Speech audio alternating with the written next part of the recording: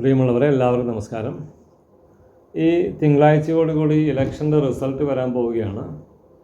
അപ്പോൾ തിങ്കളാഴ്ച ഉച്ചയോടുകൂടി നമുക്ക് മനസ്സിലാകും ആര് കേരളം ഭരിക്കും, ഏത് മുന്നണി ഭരിക്കും, ആരായിരിക്കും മുഖ്യമന്ത്രി. ഈ കാര്യങ്ങളൊക്കെ നമ്മൾക്ക് തിങ്കളാഴ്ചയോടുകൂടി മനസ്സിലാകും. അപ്പോൾ എനിക്ക് ആര് തന്നെ മുഖ്യമന്ത്രി ആയിക്കഴിഞ്ഞാലും ചില കാര്യങ്ങളിൽ അവർ ശ്രദ്ധിക്കേണ്ടതുണ്ട് എന്നതാണ്. അതിന് വേണ്ടിയിട്ടാണ് ഞാൻ വീഡിയോ. അപ്പോൾ ഇത് കേൾക്കുന്ന ആളുകൾക്കും ഇവൻ ആരപ്പ, മറ്റേ പാട്ടിൽ പറഞ്ഞതുപോലെ ഇവൻ ആരപ്പ ഇങ്ങനെയൊക്കെ നിർദ്ദേശിക്കാനാണ്. പക്ഷെ അങ്ങനെ ചിന്തിക്കുന്നവരോട് ഞാൻ തിരിച്ചു ചോദിക്കട്ടെ, നിങ്ങൾക്കും ഇതുപോലെ നിർദ്ദേശിക്കാം. നമ്മുടെ ജനാധിപത്യത്തിൽ വോട്ട് ചെയ്താൽ മാത്രം പോരാ, നമ്മുടെ അഭിപ്രായങ്ങൾ പറയണം. സോഷ്യൽ മീഡിയയൊക്കെ വെറുതെയാണ് വെച്ചിരിക്കുന്നത്. അപ്പോൾ നമ്മൾക്ക് നമ്മുടെ അഭിപ്രായങ്ങൾ പറയുക, നിഷ്പക്ഷമായിട്ടും നമ്മുടെ കാര്യങ്ങളൊക്കെ വ്യക്തമായി പറയാൻ നമ്മൾക്ക് സാധിക്കണം. എങ്കിൽ മാത്രമേ നല്ല ജനാധിപത്യം. അല്ലാതെ ജനാധിപത്യം ഏതെങ്കിലും വള്ളിയും കുപ്പായിടുന്നവൻ്റെ മാത്രം കുത്തകയാണോ? ഈ രാഷ്ട്രീയം എന്നൊക്കെ പറയുമ്പോൾ നമുക്ക് കാണാൻ പറ്റും, കേരളത്തിലൊക്കെ രാഷ്ട്രീയക്കാരെന്ന് പറയുമ്പോൾ വെള്ളിയൊക്കെ എടുത്ത് മുണ്ടെടുത്ത് അങ്ങനെ ഒരു രാഷ്ട്രീയ തൊഴിലാളികളായിട്ട്, അല്ലെങ്കിൽ എന്താ പറയുക, പ്രത്യേക യൂണിഫോമൊക്കെ രാഷ്ട്രീയക്കാർക്ക് അപ്രഖ്യാപിതമായിട്ടുള്ള ഒരു യൂണിഫോമൊക്കെ ഇട്ട് നടക്കുന്ന ആളുകൾ വെള്ളിയും എടുത്ത് ഒരു ഷൂ ഒക്കെ ഇട്ട് അങ്ങനെ നടന്നു കഴിഞ്ഞാൽ രാഷ്ട്രീയക്കാരനായി. അങ്ങനെ രാഷ്ട്രീയം ഒരു തൊഴിലാക്കി നടക്കുന്ന, വേറെ പണിയൊന്നുമില്ല, പക്ഷേ ഇഷ്ടം പോലെ പൈസയും സമ്പാദിക്കുകയും ചെയ്യുന്നു. രാഷ്ട്രീയത്തിൽ വന്നിട്ട് പൈസ സമ്പാദിക്കുന്ന ആളുകളെ കാണാം. അപ്പോൾ ഞാൻ പൈസ സമ്പാദിക്കുന്നത് കുഴപ്പമില്ല, പക്ഷെ തെറ്റായ മാർഗത്തിലൂടെ ആകരുത് എന്നേ ഉള്ളൂ. അപ്പോൾ ഞാനിത് പറയുമ്പം ഇവൻ ആരപ്പ ഇങ്ങനെയൊക്കെ പറയാൻ എന്നൊക്കെ ചിന്തിക്കുന്നവരോട് ഞാൻ തിരിച്ചു ചോദിക്കുന്നു, നമ്മൾക്ക് ഓരോരുത്തർക്കും ഇങ്ങനെയൊക്കെ പറയാൻ അവകാശമുണ്ട്. ഇവിടെ നമ്മൾ ഒരുപാട് നിയമങ്ങൾ പാസ്സാക്കിയിട്ടുണ്ട്. വിവരാവകാശ നിയമം, ജനാധിപത്യത്തിലെ ഒരുപാട് അവകാശങ്ങൾ, മൗലിക അവകാശങ്ങൾ എന്നൊക്കെ പറഞ്ഞിട്ട് ഇന്ത്യൻ ഭരണഘടനയിൽ 6 മൗലിക അവകാശങ്ങളൊക്കെ ഉണ്ട്. ഇതൊക്കെ നല്ല എഴുതിയിട്ടിങ്ങനെ നല്ല പുസ്തകത്തിൽ പുറം ചട്ടയൊക്കെ ആക്കി വെച്ചിട്ട് കാര്യമില്ലല്ലോ. ഈ പബ്ലിക്കിന് അറിയണം. ഇത് പബ്ലിക്കിന് അവകാശങ്ങളെക്കുറിച്ച് മാത്രം ബോധ്യം ഉണ്ടായാൽ പോരാ, ഈ കടമകളെക്കുറിച്ച് കൂടി ഉത്തരവാദിത്തങ്ങൾ ഉണ്ടായിരിക്കണം. അതുകൂടി നമ്മൾ അറിഞ്ഞിരിക്കണം. എങ്കിലും എനിക്ക് പറയാനുള്ളത്, പുതിയ സർക്കാരിനോട് പറയാനുള്ള കാര്യങ്ങൾ എന്ന് പറയുമ്പോൾ, ഒന്ന്, ഏത് സർക്കാരിൻ്റെയും അടിസ്ഥാനപരമായ ലക്ഷ്യമെന്ന് പറയുമ്പോൾ ആളുകളുടെ ജീവനും സ്വത്തിനും സുരക്ഷ ഉറപ്പാക്കുക എന്നുള്ളതാണ്. അത് ഉറപ്പാക്കാനുള്ള ബാധ്യത ഈ സർക്കാരിനുണ്ടായിരിക്കണമെന്ന്. അതിനുവേണ്ടി പോലീസ് സംവിധാനത്തെ, ഇൻ്റലിജൻസ് സംവിധാനത്തെ അതിശക്തമായി വാർത്തെടുക്കാൻ ഈ സർക്കാരിന് സാധിക്കണം. അത് UDF ആണെങ്കിലും LDF ആണെങ്കിലും അല്ലെങ്കിൽ BJP ആണെങ്കിലും ഒക്കെ തന്നെ ആ സർക്കാരിന് സാധിക്കണം. സ്ത്രീ സുരക്ഷ ഉറപ്പാക്കണം. ഏത് നട്ടപ്പാതിരിക്കും, സ്ത്രീകൾക്കും പുരുഷന്മാർക്കും ഒക്കെ തന്നെ സ്വതന്ത്രമായി സഞ്ചരിക്കാനുള്ള സാഹചര്യം ഈ കേരളത്തിൽ ഉണ്ടായിരിക്കണമെന്നുള്ളതാണ്. നമ്മൾക്കറിയാൻ പറ്റും, ഇപ്പം പുരുഷന്മാർക്ക് പോലും രാത്രിയിലൊക്കെ യാത്ര ചെയ്ത് കഴിഞ്ഞാൽ അത് പിടിച്ചു പറിക്കുന്ന സാഹചര്യമേ ഉള്ളത്. അപ്പോൾ പിന്നെ സ്ത്രീകളുടെ കാര്യം എന്താണ്? അപ്പോൾ കേരളം എന്നൊക്കെ പറയുന്ന ദൈവത്തിൻ്റെ സ്വന്തം നാട് എന്നൊക്കെ പറയുന്ന കേരളത്തിൻ്റെ അവസ്ഥ എന്തായെന്ന് ഒരു സുരക്ഷയുമില്ല. അപ്പോൾ അത് ഞാൻ ഏതെങ്കിലും സർക്കാരിനെ കുറ്റം പറയുന്നതല്ല, കേരളത്തിൽ പൊതുവായ കാര്യമാണ്. അപ്പോൾ സുരക്ഷ ഉറപ്പാക്കാൻ വേണ്ടി സർക്കാർ തയ്യാറാകണം. ഓരോ പഞ്ചായത്തിലും പോലീസ് എയ്ഡ് പോസ്റ്റുകൾ സ്ഥാപിക്കാൻ തയ്യാറാകണം. ഓരോ പഞ്ചായത്തിലും പോലീസ് എയ്ഡ് പോസ്റ്റ് ഉണ്ട് എന്ന് ഉറപ്പാക്കാൻ സർക്കാരിന് സാധിക്കണം. മറ്റൊന്ന്, സ്കൂളുകളുടെ അക്കാഡമിക് നിലവാരം ഉയർത്തുക എന്നുള്ളതാണ്. നമ്മൾ കണ്ട് ഒരുപാട് സ്കൂൾ ബിൽഡിങ്ങുകളൊക്കെ ഇപ്പോൾ ഇഷ്ടം പോലെ ഉണ്ട്. ഇൻ്റർനാഷണൽ ലെവലിലെ സ്കൂൾ ബിൽഡിങ്ങുകളൊക്കെയാണ് നമ്മുടെ നാട്ടിൻപുറത്തൊക്കെ കാണുന്നത്. പക്ഷേങ്കിൽ ഈ പഴയ വീഞ്ഞ് പുതിയ കുപ്പിയിൽ എന്ന് പറഞ്ഞതുപോലെ ബിൽഡിങ്ങൊക്കെ പുതിയതാണ്, പക്ഷേങ്കിൽ അതിൻ്റെ അക്കാഡമിക് നിലവാരം എന്ന് പറയുമ്പോൾ പഴയതിനും പിറകോട്ട് പോയി എന്നതാണ് സത്യം. അതുകൊണ്ട് അക്കാഡമിക് നിലവാരം ഉയർത്താൻ വേണ്ടി എന്തൊക്കെ ചെയ്യാൻ സാധിക്കും, അതിന് എക്സ്പേർട്ടുകളെ വെച്ചുകൊണ്ട് കാര്യങ്ങൾ പഠിച്ചുകൊണ്ട് അതിന് പറ്റിയ വിദ്യാഭ്യാസ മന്ത്രി, അതായത് മുന്നണിയാണെങ്കിലും അതിന് പറ്റിയ ആളുകളെ നമ്മൾ അധികാരം ഏൽപ്പിക്കണമെന്നുള്ളതാണ്. നമ്മൾ ഓർക്കുന്നുണ്ടോ, ഈ നമ്മുടെ ആദ്യത്തെ മന്ത്രിസഭ, കേരളത്തിലെ EMS മന്ത്രിസഭയിലൊക്കെ ഉണ്ടായിരുന്ന ആളുകൾ അതിസമർത്ഥരായ ജസ്റ്റിസ് VR കൃഷ്ണയ്യരെ പോലെയുള്ള അല്ലെങ്കിൽ മുണ്ടശ്ശേരി മാഷെ പോലെയുള്ള കഴിവുറ്റ ആളുകളായിരുന്നു അന്നത്തെ മന്ത്രിസഭയിലുണ്ടായിരുന്നത്. അല്ലാതെ കണ്ട അണ്ടനും അടങ്ങോടനും അല്ല. അപ്പം എനിക്ക് പറയാനുള്ളത്, ഏത് മന്ത്രിസഭ അധികാരത്തിൽ വന്നു കഴിഞ്ഞാലും കഴിവുള്ളവരെ ഇത്തരം കാര്യങ്ങൾ ഏൽപ്പിക്കണം എന്നുള്ളതാണ്. അപ്പോൾ വിദ്യാഭ്യാസ മേഖലയിൽ തീർച്ചയായും പരിഷ്കാരങ്ങൾ ആവശ്യമാണ്. അത് അക്കാഡമിക് നിലവാരം ഉയർത്താൻ വേണ്ടി മാത്രമാകണം, പരീക്ഷണങ്ങൾക്ക് വേണ്ടി ആകരുത്. പിന്നെ ഉള്ളത്, കേരളത്തെ ഹരിതാപമാക്കണം എന്നുള്ളതാണ്. കേരളത്തിൽ ഇന്നത്തെ ചൂട് നമ്മളെ നാട്ടുകാർക്ക് സഹിക്കാനാകുന്നില്ല. പക്ഷെ എങ്കിലും നമ്മൾ കാണാൻ പറ്റും വീടുകളൊക്കെ കോൺക്രീറ്റ് ആയിട്ടും അല്ലെങ്കിൽ മുറ്റമൊക്കെ ഒരുപാട് ഇൻ്റർലോക്കൊക്കെ ചെയ്ത് നമ്മൾ കിലോമീറ്ററുകളോളം ഇൻ്റർലോക്ക് ചെയ്ത വീടുകളൊക്കെയാണ് നമ്മളിപ്പോൾ കണ്ടുകൊണ്ടിരിക്കുന്നത്. അപ്പോൾ നമ്മൾ ചെയ്യേണ്ട കാര്യം, സർക്കാർ ചെയ്യേണ്ടത് ഈ ഇക്കോ ഫ്രണ്ട്ലി വീടുകൾക്ക് ടാക്സ് ഒഴിവാക്കുക എന്നുള്ളതാണ്.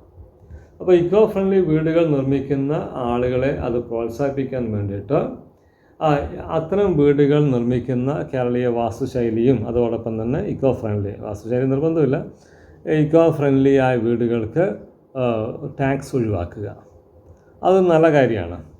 പിന്നെയുള്ളത് ഈ പറഞ്ഞ ലഹരി മാഫിയയെ അതിശക്തമായി നിയന്ത്രിക്കുക എന്നുള്ളത്. കേരളത്തിൽ വ്യാപകമാണ് മദ്യത്തിൻ്റെ ഉപയോഗം. മദ്യം നിരോധിക്കണമെന്നൊന്നും പറയുന്നില്ല, അങ്ങനെ പറഞ്ഞ വെഡിത്തമാണ്.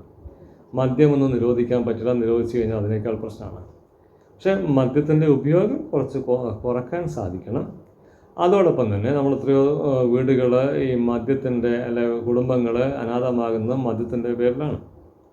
ഓക്കെ, നമ്മൾ ഈ അടുത്തത് കണ്ടു, 2 പയ്യന്മാർ ഒരു പയ്യനെ വേറൊരു പയ്യനെ മൃഗീയമായിട്ട് കൊല്ലുന്നതാണ്. അത് കേരളത്തിലെ ആളുകൾ ഇങ്ങനെ വീഡിയോയിലൂടെ കണ്ട് രസിച്ചു എന്ന് തന്നെ പറയാം. അപ്പോൾ അതാണ് കേരളത്തിൻ്റെ അവസ്ഥ ഇന്ന്. അപ്പോൾ അതൊക്കെ എന്തുകൊണ്ടാണ്? ലഹരി മാഫിയയുടെ പ്രശ്നമാണ്, അല്ല ലഹരിയുടെ അമിതമായ ഉപയോഗമാണ്. അപ്പോൾ ലഹരിയെ ശക്തമായി നിയന്ത്രിക്കാൻ സാധിക്കണം. അങ്ങനെയുള്ള നമ്മൾ ഏറ്റവും വേണ്ടത് ഇൻ്റലിജൻസ് സംവിധാനം അത് ശക്തമാക്കുക എന്നുള്ളതാണ്. ഏത് മേഖലയിലും ഷാഡോ പോലീസ് ഉണ്ടായിരിക്കണം. ഓക്കെ, അത്രേ ഗവൺമെൻറ് ചെയ്യേണ്ട കാര്യമുള്ളൂ. ഷാഡോ പോലീസിനെ എല്ലാ മേഖലയിലും വിന്യസിച്ചുകൊണ്ട് ഏത് മുക്കിൻ്റെ മൂലയിലും നമുക്ക് ഒരു ടൗണിൽ ഒരു ഷാഡോ പോലീസ് എങ്കിലും ഉണ്ടായിരിക്കണം. പക്ഷെ ഇപ്പോഴതില്ല, അത് സത്യമാണ്. ഓക്കെ, അപ്പോൾ അങ്ങനെയൊക്കെ സ്ഥാപിച്ച ആളുകളെ നിയമിച്ചുകൊണ്ട് നമ്മൾക്ക് കേരളത്തിൻ്റെ സുരക്ഷ ഉറപ്പാക്കാൻ വേണ്ടി ശ്രമിക്കണം. പിന്നെ തൊഴിൽ സാധ്യത വർദ്ധിപ്പിക്കുക എന്നുള്ളതാണ്. നമ്മൾ കേരളത്തിൽ എത്രയോ മില്ലുകൾ കൂട്ടിപ്പോയി.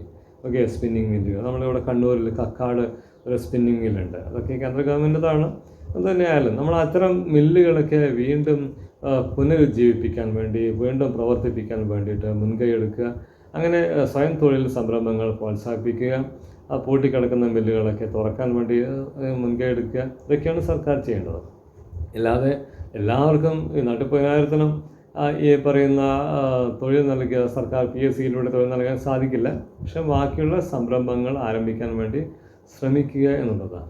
ഈ തൊഴിലില്ലായ്മ വേതനം ഒരിക്കലും ഇതിനൊരു പരിഹാരമല്ല. അത് സാമ്പത്തിക ശാസ്ത്രത്തെ തന്നെ എതിരാണ് ഈ കാര്യം, തൊഴിലില്ലായ്മ വേതനം കൊടുക്കുക എന്ന് പറയുമ്പോൾ. കാരണം തൊഴിലില്ലായ്മ വേതനം കിട്ടുമ്പോൾ ആ വ്യക്തി എന്ത് ചെയ്യും? എല്ലാ മാസവും ഇതിലേക്ക് മാത്രം ഒതുങ്ങിപ്പോവുക ചെയ്യാം. ഓക്കെ, പിന്നെ നമ്മൾക്ക് ചെയ്യാൻ സാധിക്കുക ഈ പാതിയോരങ്ങളിലൊക്കെ തന്നെ നല്ല പൂമരങ്ങളും ഫലവൃക്ഷങ്ങളൊക്കെ നട്ടുപിടിപ്പിക്കാൻ വേണ്ടിയിട്ടാണ്. അതിന് സമീപത്തുള്ള ആളുകളെ, ഓക്കെ, വീട്ടുകാരെ, കുടുംബങ്ങളെ ഏൽപ്പിക്കുക, അവർക്ക് പ്രോത്സാഹനം നൽകുക. ഓക്കെ, അതിന് വിത്തും വളമൊക്കെ നൽകാൻ വേണ്ടി അവർക്ക് ഫണ്ട് നൽകുക. ഓക്കെ, ചെറിയ രീതിയിൽ മതി. പ്രത്യേകിച്ച് രാഷ്ട്രീയ താല്പര്യമുള്ളവരൊക്കെ ആണെങ്കിൽ അത് എളുപ്പത്തിൽ ചെയ്യാൻ സാധിക്കും. ഓക്കെ, സാമൂഹ്യ രാഷ്ട്രീയ ബോധമുള്ള ആളുകളുണ്ടാവുമല്ലോ നാട്ടിൻപുറത്ത്. അല്ലാതെ വെറും സ്വാർത്ഥമായി ചിന്തിക്കുന്ന ആളുകൾ ഇത്തരം കാര്യങ്ങൾ നോക്കില്ല. ഓക്കെ, സ്വന്തം വീട്ടിൽ പോലും ഒരു ചെടി നടാൻ താല്പര്യമില്ലാതെ ആളുകളെ ഏൽപ്പിക്കണമെന്നല്ല പറഞ്ഞത്. സാമൂഹ്യ രാഷ്ട്രീയ താല്പര്യമുള്ള ആളുകളെ കണ്ടെത്തിക്കൊണ്ട് ഇതൊക്കെ മെയിൻറ്റെയിൻ ചെയ്യാൻ വേണ്ടിയിട്ട് ചില ആളുകളെ ഏൽപ്പിക്കുക. പൂമരങ്ങളൊക്കെ നട്ട് അത് കൃത്യമായി ട്രിം ചെയ്ത് വിദേശ രാജ്യങ്ങളിലൊക്കെ കാണുന്ന പോലെയുള്ള നല്ല സംവിധാനങ്ങൾ, റോഡ് സൈഡ് എന്ന് പറയുമ്പോൾ ഹരിതാപമാക്കി മാറ്റണം, പൂക്കൾ നിറഞ്ഞ സുന്ദരമായ ഒരു കേരളമാക്കി മാറ്റണം, ഗോൾഡ് സോൺ കൺട്രി ആക്കി മാറ്റണം എന്നുള്ളതാണ്. പിന്നെ വിദേശ സംരംഭങ്ങളെ അത് നമ്മൾ ഇവിടത്തേക്ക് ആകർഷിക്കുക. ഓക്കെ, ഒരുപാട് വിദേശ കമ്പനികളെ ഇവിടത്തേക്ക് ആകർഷിച്ചുകൊണ്ട് നമ്മൾക്ക് ഇവിടെ സ്വയം തൊഴിൽ സംരംഭങ്ങൾ വളർത്തിയെടുക്കുക. അതുപോലെ തന്നെ വിദേശ കമ്പനികൾ ഇവിടെ വരികയാണെങ്കിൽ നമ്മൾക്ക് ഒരുപാട് ആളുകൾക്ക് തൊഴിൽ ലഭിക്കും. കേരളത്തിൻ്റെ യാഥാർത്ഥ്യം നമുക്കറിയാം. കേരളത്തിൽ പഠിച്ച ആളുകൾ, പഠിക്കാത്ത ആളുകൾ ഒക്കെ തൊഴിലില്ലാതെ നരകിക്കുന്ന അവസ്ഥയാണ്. ഓക്കെ, എത്രയോ ആളുകൾ വളരെ ചെറിയ തുച്ഛമായ പൈസയ്ക്ക് വേണ്ടിയിട്ടാണ് പണിയെടുക്കുന്നത്. ഓക്കെ, അതുകൊണ്ട് നമ്മളിവിടെ വികസനം വേണം. വികസനം എന്ന് പറയുമ്പോൾ ഒരു റോഡ് മാത്രം വികസിച്ചാൽ മതിയാകില്ല. ആളുകൾക്ക് അവരുടെ അടിസ്ഥാന ആവശ്യങ്ങൾ നിറവേറ്റാൻ ഉള്ള സാഹചര്യം ഉണ്ടായിരിക്കണം എന്നുള്ളതാണ്. അതിനുവേണ്ടി തൊഴിൽ സാധ്യതകൾ, തൊഴിൽ സംരംഭങ്ങൾ വളർത്തിയെടുക്കാൻ ഗവൺമെൻറ് തയ്യാറാകണം. ഗവൺമെൻറ്റിന് തന്നെ കമ്പനികൾ സ്ഥാപിക്കാൻ പറ്റും. പണ്ട് ഒരുപാട് കമ്പനികൾ ഉണ്ടായിരുന്നില്ലേ? അതുപോലെ അല്ലെങ്കിൽ സ്വകാര്യ മേഖലയെ പ്രോത്സാഹിപ്പിക്കുക. ഓക്കെ, ഗവൺമെൻറ് തന്നെ മുൻകൈ എടുത്തുകൊണ്ട് എല്ലാ കമ്പനികളും സ്ഥാപിക്കുന്നത് നടക്കുന്ന കാര്യമല്ല. ഓക്കെ, നമ്മൾ സ്വകാര്യ വ്യക്തികളെ പ്രോത്സാഹിപ്പിക്കുക എന്നുള്ളതാണ്. സ്വകാര്യ കമ്പനികൾ, സ്വകാര്യ മുതലാളിമാരൊക്കെ കുത്തക മുതലാളിമാരാണ് എന്ന് പറഞ്ഞുകൊണ്ട് മുതലാളിമാരുടെ പരിധിക്ക് കയറാതെ ഈ മുതലാളിമാരുണ്ടെങ്കിൽ മാത്രമേ തൊഴിലുണ്ടാകൂ, തൊഴിലാളികളുണ്ടാകും. അതുകൊണ്ട് മുതലാളിമാരെ പ്രോത്സാഹിപ്പിക്കണം എന്ന് വെച്ചാൽ അവരെ തെറ്റായ രീതിയിൽ പ്രോത്സാഹിപ്പിക്കണം എന്നല്ല പറഞ്ഞത്. അവർക്ക് വ്യവസായങ്ങൾ തുടങ്ങാൻ ആവശ്യമാകുന്ന ആനുകൂല്യങ്ങൾ നൽകി അവരെ എല്ലാ തരത്തിലും പെർമിഷനും മറ്റു കാര്യങ്ങളും എളുപ്പം നൽകിക്കൊണ്ട് ഇവിടെ തൊഴിൽ സംരംഭങ്ങൾക്ക് ഒരു ഫ്രണ്ട്ലി അറ്റ്മോസ്ഫിയർ ക്രിയേറ്റ് ചെയ്യാൻ നമ്മുടെ സർക്കാരിന് ചെയ്യാൻ സാധിക്കണം. ഇതൊക്കെയാണ് എനിക്ക് പറയാനുള്ളത്. ഇതൊക്കെ പൊതുവായിട്ട് പല ആളുകളും പറയുന്ന കാര്യങ്ങൾ തന്നെയാണ്, പുതിയ കാര്യങ്ങളൊന്നുമല്ല. അപ്പോൾ ഇത്തരം ആളുകളുടെ അഭിപ്രായങ്ങൾ പറയട്ടെ. ഇപ്പം ഞാനിങ്ങനെ പറയുമ്പോൾ അതിന് ഒരുപാട് കമൻസൊക്കെ വരും. ഇവനാരിതൊക്കെ പറയാൻ, ഇവനാരോ മുഖ്യമന്ത്രിയോ ഇവനാരോ മന്ത്രിയോ MLA യോ. ഞാൻ ചോദിക്കട്ടെ, ഞാൻ ആരുമല്ല. ഓക്കെ, പക്ഷേ ജനാധിപത്യം ആരുടെയും കുത്തകയല്ല. ഓക്കെ, ആർക്കും അഭിപ്രായം പറയാൻ സാധിക്കും. ഞാനും ഒരു വോട്ടറാണ്. ഓക്കെ, ഞാൻ വോട്ട് ചെയ്തിട്ടുണ്ട്. അതുകൊണ്ട് എനിക്ക് പറയാനുള്ള കാര്യങ്ങൾ സോഷ്യൽ മീഡിയയിലൂടെ പറയുന്നു, അത് പോസ്റ്റ് ചെയ്യുന്നു. അതിൽ തെറ്റായിട്ടൊന്നും പറഞ്ഞിട്ടുള്ള ചില നിർദ്ദേശങ്ങൾ മാത്രമാണ്. Okay, thank you very much.